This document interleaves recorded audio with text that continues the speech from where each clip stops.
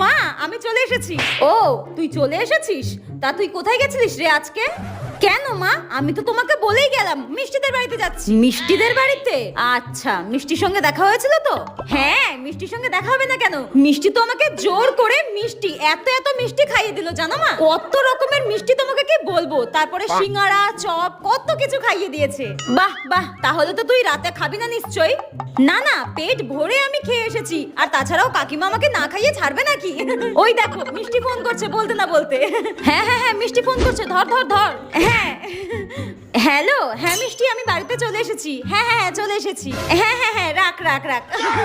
মিষ্টি, তুই যে 1 মাস আগে আমার কাছ থেকে নীল শাড়িটা নিয়ে এসেছিলিস, ওটাই নিতে এসেছিলাম তোর কাছ থেকে। জানোয়ারের বাচ্চা জুতিয়ে তোকে